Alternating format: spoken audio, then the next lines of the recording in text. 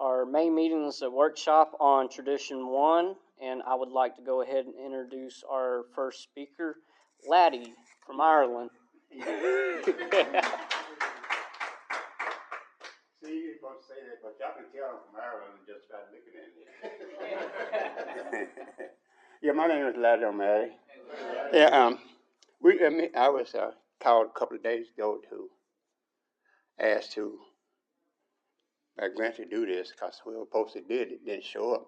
And one thing I've learned over the years, I never say no to Narcotics Anonymous because it has been so good to me. It gave me a chance at life again. Before this, I was just a dead man walking. No life, just nothing. The thing about the disease of addiction, it puts you in this state of nothingness. You know what I mean? I just didn't feel like nothing. I didn't act like nothing. Didn't know if I wanted to die, but living was kind of hard. You know what I mean? But, you know what I mean? And this fellowship is based on our traditions. You know, the first tradition, our Commonwealth should come first, but I would say our Commonwealth welfare must come first. Without y'all, ain't no way I could possibly stay clean. It's impossible for an addict to stay clean on its own, running on self-will. Willpower, that's what I always said. Every time I get paid on Friday, be broke on Sunday, but I can stay clean all the way to Friday because then the closer it got to payday, I'm going to run on willpower. I can stay clean on my own, but the closer it got to time to clock off from work, man, it just start bubbling and just start jiggling inside of me. And I just, I don't know. I didn't know what it was, but I knew the solution. And I used to make it to the gas station on fumes and get to the gas pump.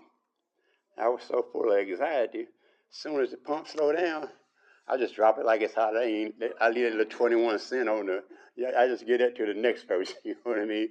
And I was sick, man. But when I found the rooms of Narcotics Anonymous, I realized that we have something in common. We suffer from different degrees of sickness, but we all sick. Man, I didn't think I was when I got here, but everybody that loved me and cared for me knew. They seen the change in me. They see me isolating myself from others, but our common welfare. Common means to belong to or shared by two or more individuals or by members of a group. So we have something common because we are a group and we depend on each other.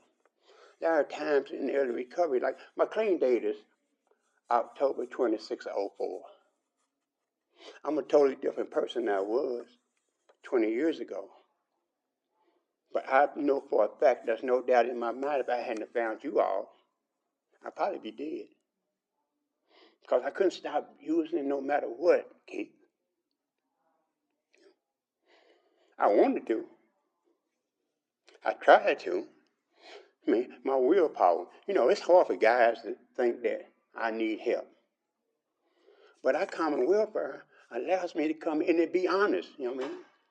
When I first got here, I think about the first 3 months, I never opened my mouth.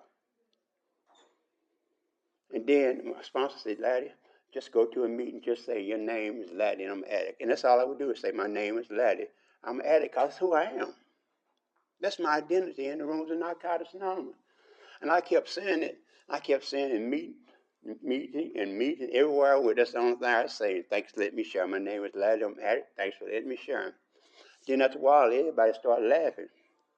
Because I ain't shut up since then, you know what I mean? I've been talking and rapping ever since I started. But I had to get out there. I had to get out of my comfort zone and quit worrying about what everybody thought about me. You know what I mean? It ain't their business. What other people think about me ain't my business. So if our common welfare is solid, those who judge don't matter. And those who matter don't judge. I just didn't want to live no more the way I was living. That's why our common welfare must come first. You know what I mean? It's common. You know what I mean? It says, man, to belong or share by two or more individuals or by members of a group. We are members of a group. It don't matter race, creed, sexual identity, religion, or lack of religion, sexual preferences. It doesn't matter to me. I don't care what nobody in the rooms and Narcotics Anonymous do. It ain't my business. But common welfare allows me to be in the rooms and not be judgmental. Because everybody are equal in the rooms of narcotics. I always show people this. After 20 years, I still just carry this. Because it allows me to be new every time I walk into the room. That humbles me. I'm no different than somebody coming in here picking up a white key tag for the first time. That's our common. That's what we have in common. A person with 1 day clean is equal to somebody with 30 years clean. That's our common welfare. No big eyes, no little U's in the rooms of Narcotics Anonymous. I know some people now that put themselves above everybody else, but that's their right to. That's where they at and that's where they want to be. That's just who they are. But I can't judge them because my focus is on Laddie. I'm part of something way bigger than me. Y'all are bigger than me, sitting at home, white knuckling, running off of willpower. My willpower is going to get me through this paycheck. My willpower is going to get me to pay bills.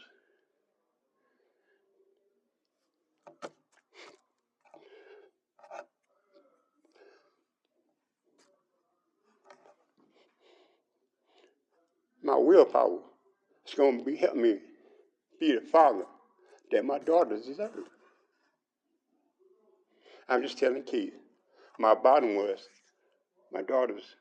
I think I was telling him, telling him my bottom was when I looked up off a gurney after my second overdose and see my daughters looking at their daddy. And I could see my death in their eyes. That was it. That was it. But without y'all, they wouldn't have to look at me dying. They would see me dead. I couldn't stop using it.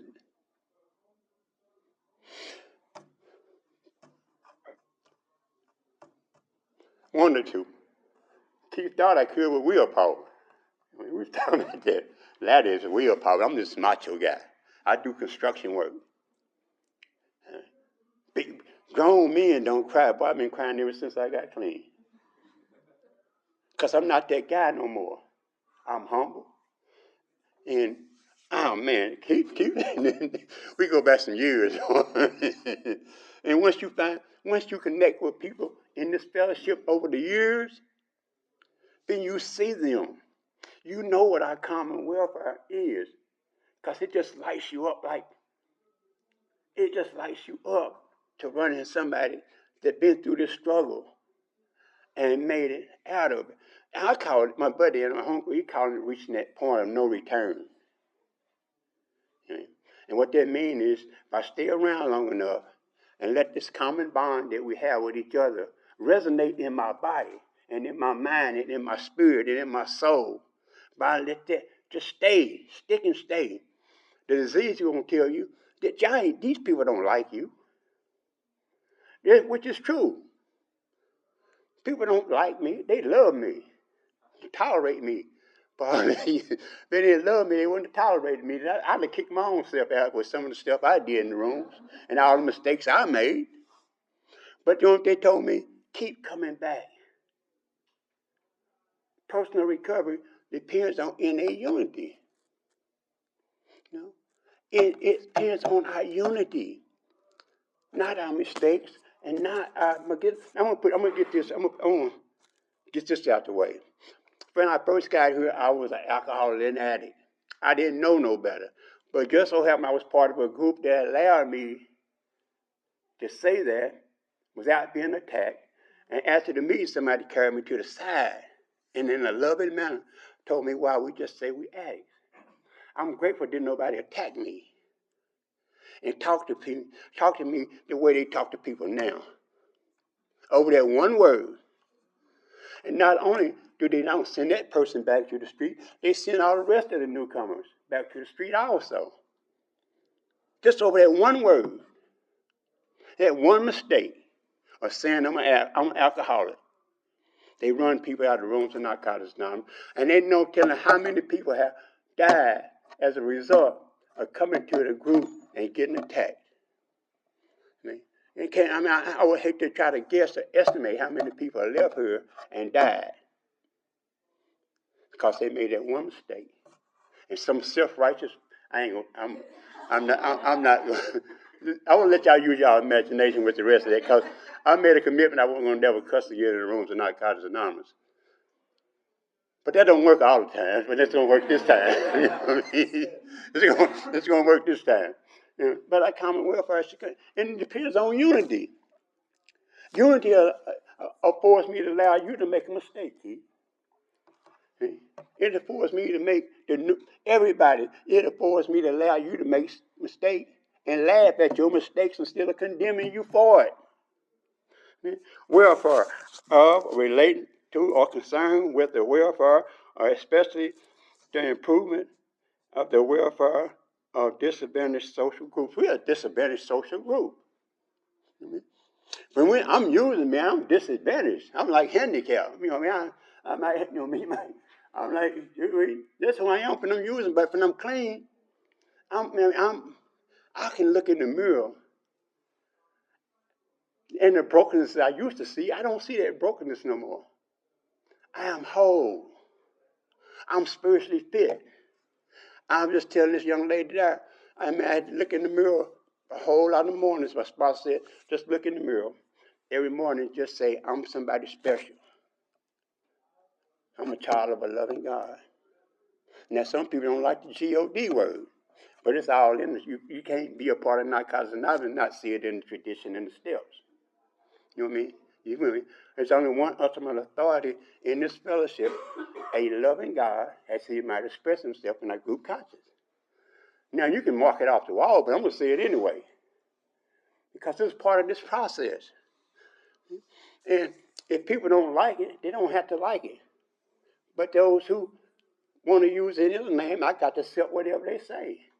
I can't be judgmental and be recovering in the rooms of narcotics because we're diverse.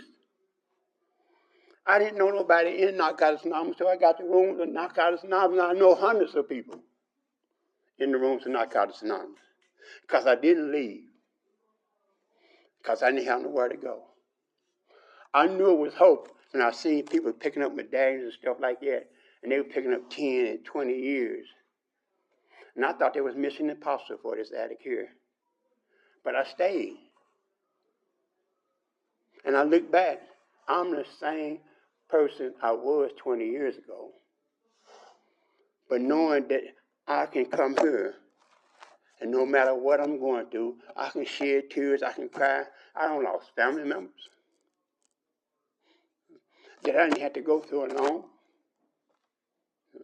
I had somebody to lean on. I can lean on y'all in difficult times and trust you all more than my own family. I can. Because they don't understand what I'm struggling with on a daily basis. I'm 20 years clean, but I still suffer from the disease of addiction. The symptoms are obsession and compulsion. Obsession is that ever-ending thought. For red drugs is that ever-ending thought of getting and getting and getting. And then when I finally get it, I'm just going to do this one. And when I put that first minute, that's when the compulsions kick in. I can't stop. I ever see somebody that just maybe you sit, you just rock. You know, that is compulsion. You do it without even noticing. I'm pathological liar. I would lie if the truth would get me what I wanted.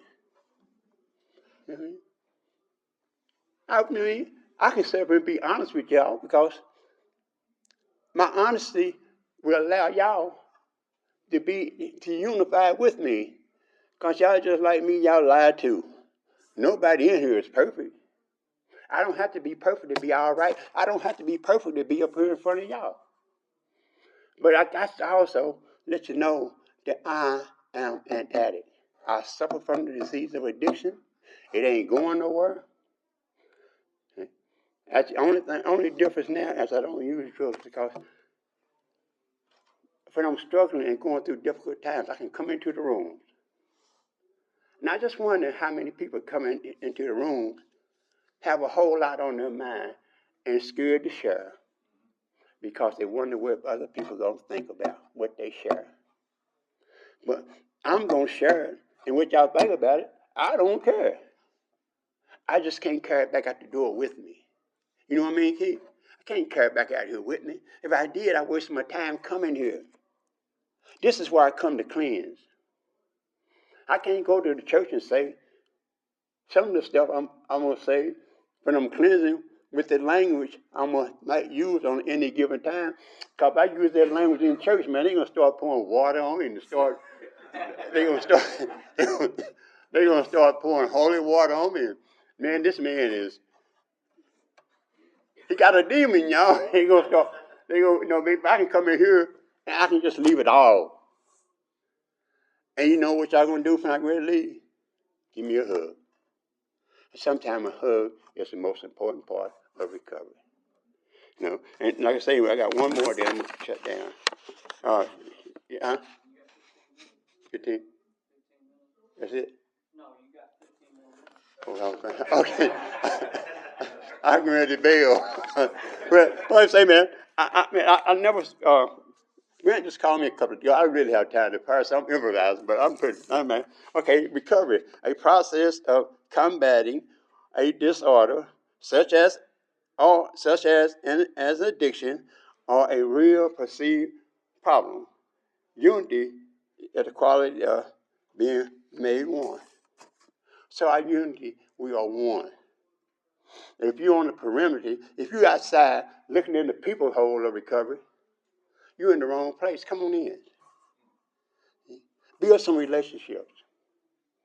And always remember, it's what's in common that draws us together. Don't forget all the stuff that separates us and make us grow apart. It's about what binds us together. I mean, and I can't say people in Narcotics Anonymous ain't judgmental, because it's in our human nature to judge people. And I'm going to check your inventory. Because if you're going in a different direction I'm going, I can't just be around you. I can't build a relationship with you. But if we come and we keep our focus on recovery and learning how to live life with the disease of addiction, because it ain't going nowhere, and we learn how to live, but we do that with each other. They been around, know the ins and ups and downs. And I was just sharing with the guy, one of my friends, eight treatment centers. Now they got 30 years clean. But you can't quit. You cannot give up. But each time you leave, you're not guaranteed to come back. You're not guaranteed to make it back. I worked in a treatment center. Girl left. She left at 12. About 9 o'clock that night, they called and said she had OD'd. And she put on this good front like she was doing so well. But we wear a mask. But I got to take the mask off. But I can't come in here and open my mouth and share without focusing on what y'all think about what I'm saying. I'm not going to be able to recover from the disease of addiction. But if I look past what y'all might think and just share where I'm at and how I feel and what I'm going through, I'm going to make it because I'm going to keep coming back.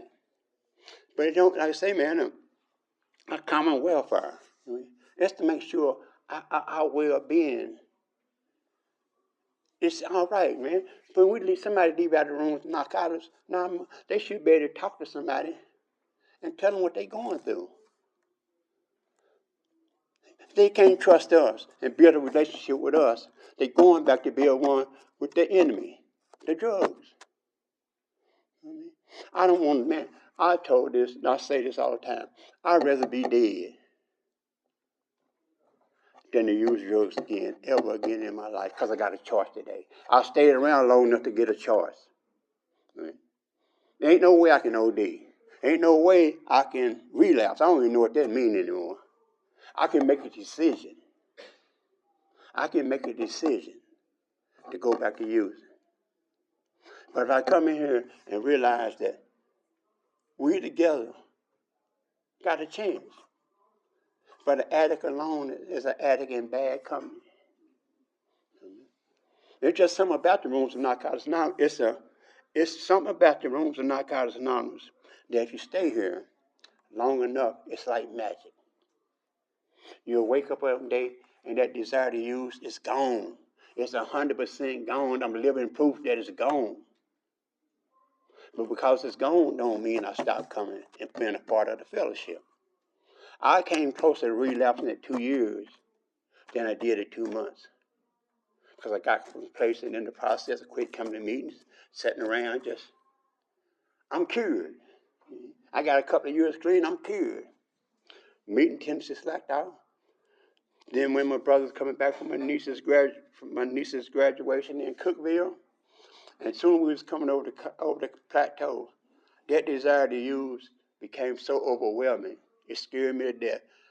If I could have found anywhere to cop, I would have copped and used right there on the spot.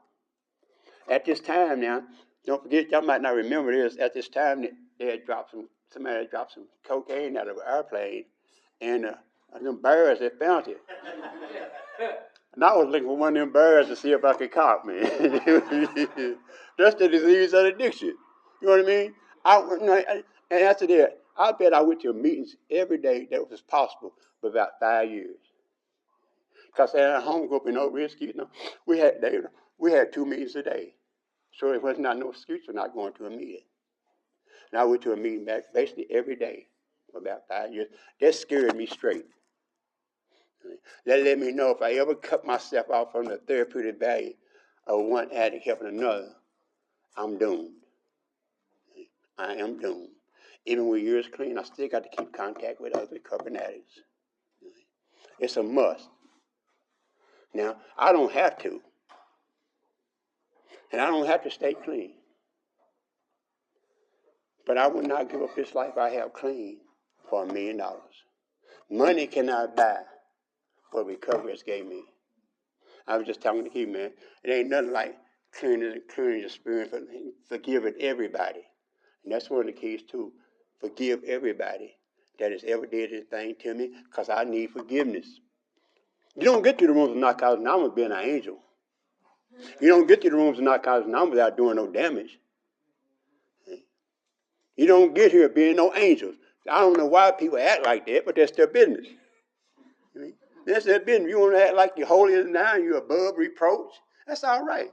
But if you stay around here, you're going to humble yourself, because the longer you stay clean, the more I realize that I got some work to do to fix the brokenness that I have inside, and the brokenness that I've caused other people, my family. I remember my daughters, man, they were just, every time I would come to Knoxville, I'm from here, but I lived in Oak Ridge, got to a halfway house down there and stayed 19 years. Because if it ain't broke, don't fix it. And every time I just come home, my daughter said, "What you doing up here?" They were my daddy, like they were my mama. "What you doing up here?" Because they didn't want me nowhere near the scene of the crime. But I moved back up here last year because, I just want to get a little closer. As I get older, I want to get a little closer to my family. But now it's a joy for them to be around me. It's a joy for me to be around them. They ain't got to put up no pocketbooks. They ain't got to stash no bill folders. You know what I mean? They ain't got to hide no jewelry. You know what I mean? They can let me come in and just do what I want to do. But it ain't always been that way. You know, I'm grateful that I am able to just stay clean. Just for the day, I was talking to the gentleman outside, and I just told him, man, just for the day, just for this day right here, I got a better chance to hitting the lottery on November 29th, 2024. I got a better chance to hitting the lottery for $10 million than I have of using drugs just for this day. Now, I don't know about tomorrow. I'll take care of that when I get there. But just for today, just for me being around you all and get some of this therapy. And I know y'all got to be patient with me to sit here and listen to me this long. Y'all got to be all right. You know what I mean? Because I can talk myself to death. But I carry this. And I've been carrying this one because they don't break. It's just hard plastic. I used to pick up the plastic ones every year, but they wore out. I've been carrying this thing for 6 years. Every morning I wake up, this is what I got. This is a reminder of who I am and what I got and what I got to do just for the day. Now, if I can stay clean today and I worry about tomorrow when they get here, I just keep doing this every day. Next thing you know, I'll have another year. I never thought I'd be in here this long, man. I never thought I would be able to stop using drugs for 20 years. If I hadn't found y'all in the rooms of Narcotics Anonymous, I would never know this because I'd be dead. Because if you use the way I use, 2 overdoses, each time I overdosed, I had dope stashed. As soon as I got out of the hospital, I went right back to using. Not 24 hours later, a couple hours later, I was right back using again. So the fear and the thought of death was not enough to keep me clean. Only thing that kept me clean for this long is you all. I mean, without y'all, I wouldn't be clean. And I want to, and if y'all get anything from this, just say, if this man saying that he just go to meetings to stay clean and stay around other recovering addicts, just tell yourself, maybe if I do that also, this will work for me. If I stay connected with other recovering addicts, and ain't nobody going to go like every meeting. And we're just talking about some of these meetings can get on your nerves. But don't nothing get on my nerves worse than being in a dope house. You talking about some bullshit and some garbage. Everybody get high. The first thing they want to talk about is the Bible. Jesus loves me, and how you need to just give your life to this and that. High as a kite. You know what I mean? But I'd rather for y'all to get on my nerves than a bunch of junkies getting on my nerves. I can tolerate y'all a little bit more. But the only reason I can tolerate them, I had to be high. I'm not high today. And I cannot deal with people who use today. You know what I mean? It's a different world for me now. And it's been a while. And like I say, I moved back home. How much time I got? Oh, I think I can wing 3 more out of this. Yeah, okay. I'm gonna give it to my big dog. They're a big dog boy. Yeah, my name is Laddie, man. Thanks for letting me share.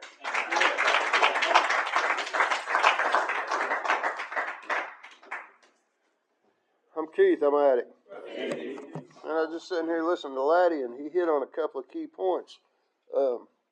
God, for one, when I first came in this program, I wasn't connected with God, and I really didn't believe in God.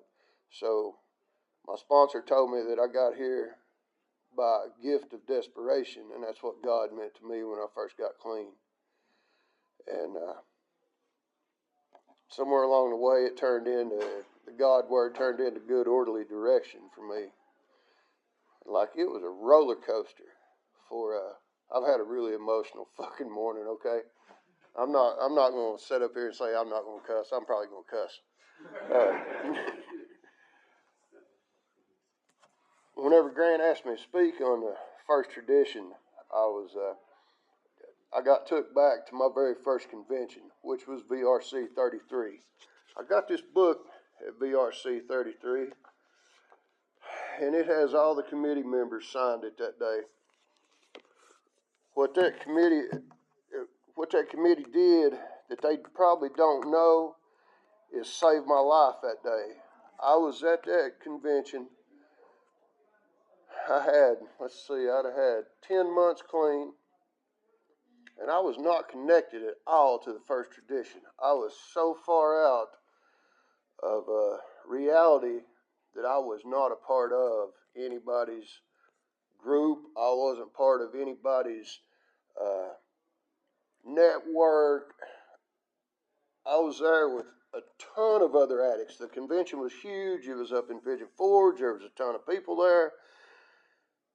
And I sat and talked myself into that I'm all alone in a whole convention full of people that loved me, but I'd convinced myself that I was all alone and I wanted to go get high. So I picked the phone up and I called a dope man in Pigeon Forge that I knew. I said, man, what can I get for $20 fucking? This is what I have on me, $20. He said, I'll get you a point. Come on over and I'll front you a point. And I was like, oh, yes, I'm out of here. And this 10 months clean, I'm literally walking to my motorcycle. And I get from here to that chair, and this lady pulls in that I know from my home group. And she says, hey, this is Sam. He just got out of detox. He needs you to hang out with him. I'm like, fuck, I hope he wants to go get high, because that's where I'm going. And then dude started talking to me. I was like, man, God, you fucked this up for me. That's when I realized right then, there was a God for me. Because I was literally already turning to, beep, beep, beep, motorcycle's about to start. And I was like, oh my God. Why did you drop this dude off with me? He looks like a redworm with the shit slung out of him. I've at least got a little bit of weight on me now. And me and this dude hung out. I had a comedian that night at that convention. It was $10 a person. I was sitting there with my $20 bill like, man, you know what, fuck you. I'd rather spend this money on dope, but here I am stuck with you at a convention that I don't want to be at right now. And all I could do is think about going and getting high, sitting in this convention, with everybody around me and everybody else talking about recovery, and I was not wanting to hear about recovery. I was wanting to hear about, take a ride on Porterfield Gap and go get my dope, and I'm done with the rest of this shit. But I took that $20 and I bought this dude a ticket to go to this comedy show, and I bought me a ticket to go to this comedy show. And then they gave me that book that night, and I was like, man, this shit's going to work. Like, it was my turning point in recovery to really see that there was a God, something way bigger than me in a convention that stopped me from, got in my way. Just, boom, here's a newcomer.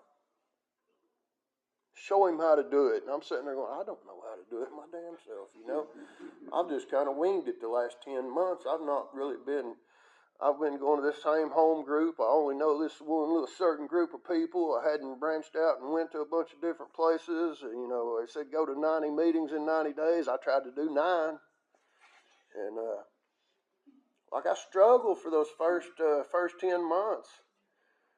And then I wanted to go get high. And like Laddie said, that part that scares you, like that night, I was so scared sitting in this comedy show that all I want to do is just, all right, I'm going to try to focus on this comedian because I can't focus on anything else outside of myself right now because everything makes me want to go get high. Man, that night right there meant the world to me, and I sit and look at this book, and I'm like, man, that was 9 years ago today that I wanted to go say, fuck it. Today I don't. And it's humbling to stand up here and speak on unity, because at my first convention I had anything but unity. I'm going to read out of this book. Unity is a practice of love. We rise above our judgments and come together no matter what. In the process, we learn forgiveness and reconciliation. We don't always forgive before we start to work together again, but we are obliged to make peace because we cannot easily avoid one another. And then love is an action word. Loving action takes many forms. Sometimes it's a warm hug. Sometimes it's telling someone the cold hard truth. But when we act from love with the intention of loving, it shows, it matters. We can feel it, and the people who surround us feel it. We can enjoy it. Literally, it brings us into joy. When we finally trust that we can love and be loved without being hurt, we're able to tap into our connection to others and to the world around us. That night is whenever I really got to experience love. And it wasn't love from somebody that had been in the rooms before. It was the love of a man that had just got out of detox. He's still got Suboxone on his breath, and he's shaking like a dog shit in peach pits, and we're sitting in a comedy show. That night I made a commitment to myself that I would start practicing unity. And so I started reading in this book, and I started reading about love, and I started reading about forgiveness, and trying to practicing forgiving others.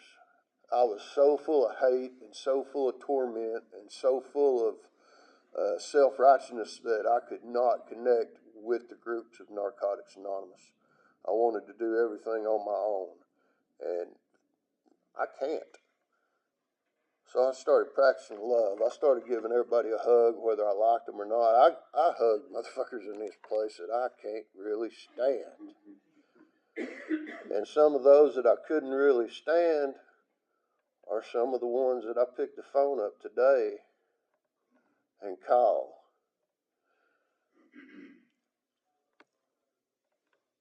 The love part has been one of the biggest things for me, is showing somebody that I love them, I can connect with them on the level of Narcotics Anonymous. Can I connect with you about having,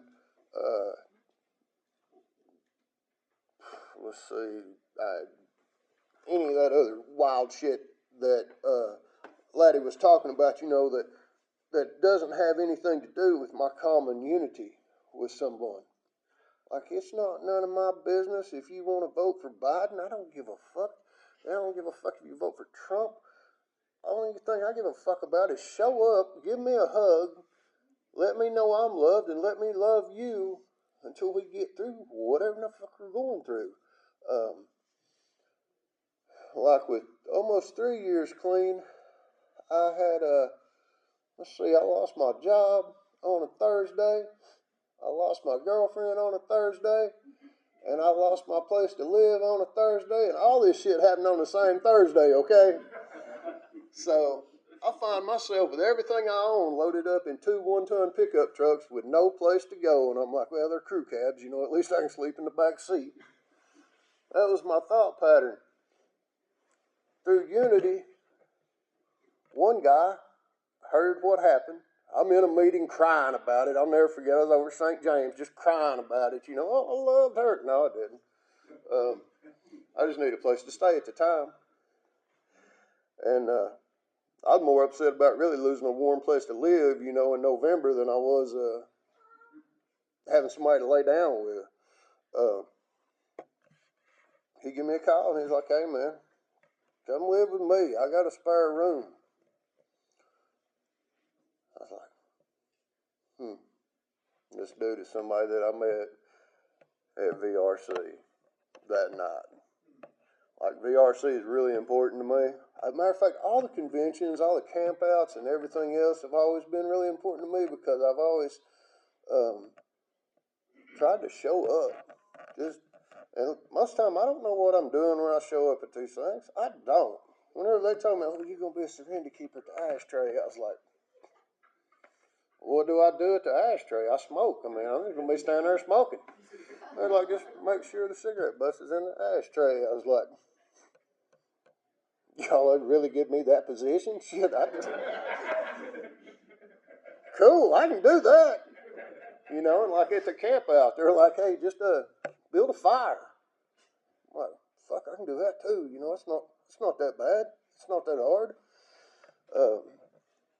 And I always feel loved when I'm in these conventions and campouts. And sometimes I go to meetings and I really don't feel all that loved at the end. I'm like, man, was this a complete waste of my hour of my life? No, it's not, because I didn't have to do no thinking for Keith. Somebody else done all the thinking for me. The group done the thinking. God got in there and led the meeting, whether or not it was something I wanted to hear, most time it's not something I want to hear, but I hear it anyway.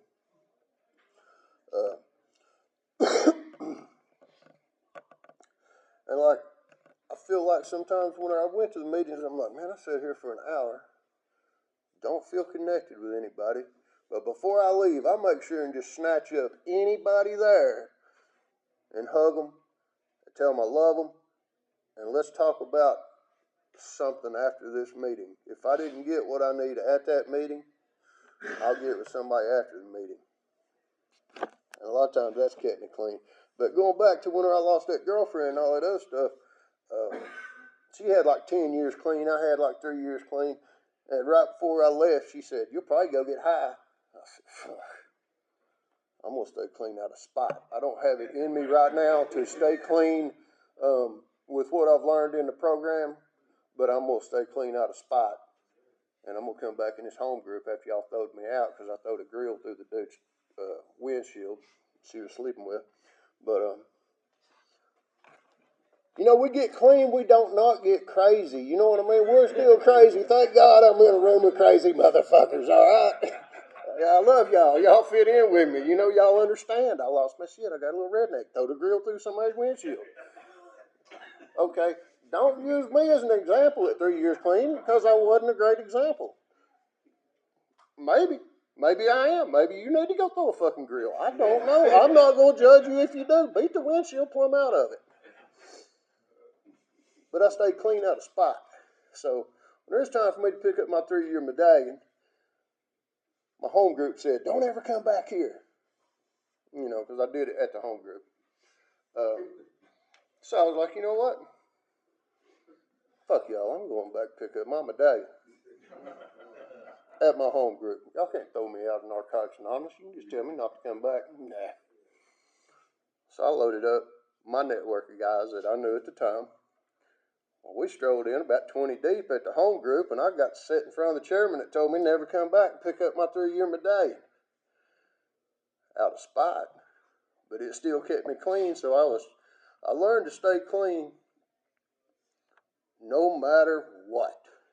No matter how I have to stay clean, no matter what happens. Hell, I found myself almost twice in recovery because I'm not a good decision maker. I make really bad decisions. Like that grill, throwing it through that dude's truck, I had to buy a damn grill. You know? But I bought the grill and I replaced it, and the people at that home group that told me never come back to that home group, don't go to that home group no more. I still show up. They told me not to come back. And I'm the type of addict, if you tell me I can't do something, fuck you, stand back and watch. I'm going to do it. So I still go to that home group. And now I'm standing there with a few more years clean now than what I had. And I'm seeing a transition in recovery. How, like, there was so many meetings everywhere whenever I had a few years clean before COVID that I was going to Oak Ridge. You know, we were going to Morristown, Jefferson City, Newport, Campbell County. We'd going to Roane County. We'd go to Chattanooga. We'd just get in the truck and we'd pack it full of 6 deep, you know. They had a sticker on the back of my truck, 4 doors for more whores. I'd load the truck up, you know, we would load up and go. We went to Nashville. We tried to go to Memphis for VRC. We tried to just hit meetings everywhere and broaden my base of people through unity. And now I've started getting a few things back in life, so I've been able to start traveling to go hunting trips and stuff. Well, whenever I'm out of state hunting somewhere, I always pick a night for me to go hit a meeting somewhere.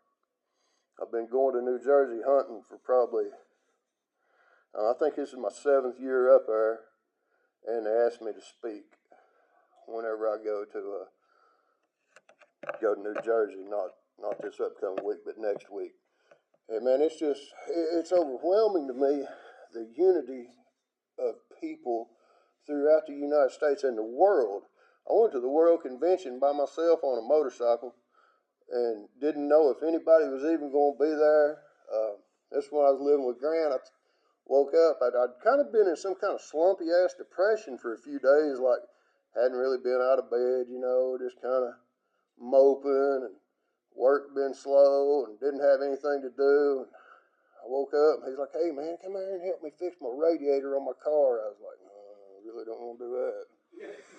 You know, let's tear the whole front end off this car to put a radiator in it. You'll have tore up or repossessed in 2 weeks. You know, I don't want to work on this piece of shit. But got up, and that right there just gave me just enough willpower, or you know, just to give me a little push to do something. Hell, next thing you know, I'm packing up 2 saddlebags and I'm riding to Orlando in a rainstorm to go to the World Convention. I was like, man, got a couple of $100 in my pocket, you know.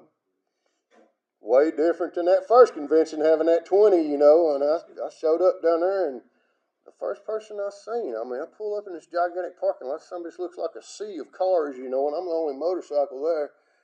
And I look, and here's a goofy fucker yelling at me, hey, Keith! All the way across the parking lot. I was like, who the fuck would be down here that knows me?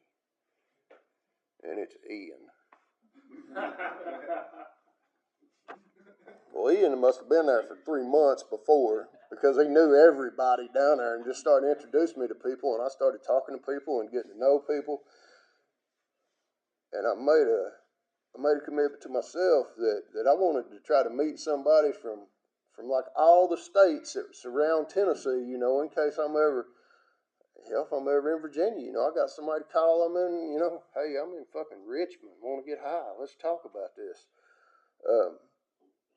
And that was quick and easy. I'm talking about within the first 45 minutes of being at the World Convention, I'd done met somebody that was from all my surrounding states. So I thought, okay, I'll try to meet somebody from all 50 states.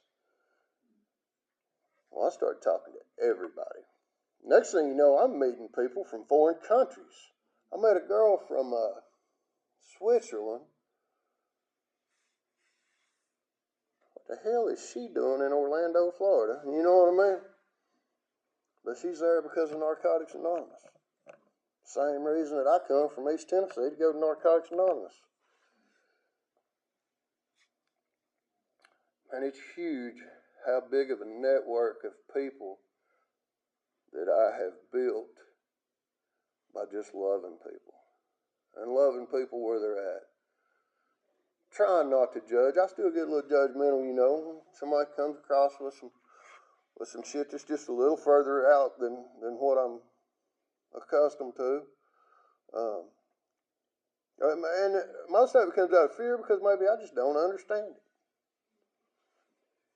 And so I try to love on those people until I do understand what's happening in their life. And that helps me get through a lot of times. And it says, I'll read this and I'll shut the fuck up so we can go smoke or eat or whatever we need to go do. It says, the more progress we recognize in ourselves and our fellows, the more we know is possible. What first appeared to us as a way out now offers us a way into a life we hadn't imagined, into joy, into hope, into growth that never stops. We continue to get better. We continue to discover new ways to live, new freedom, and new paths to explore. We travel together as one in fellowship, and we pave the road as we walk it for all who may follow. No matter how far we have come or how far we know we have to go, when we live clean, the journey continues. That's all I got. I love y'all.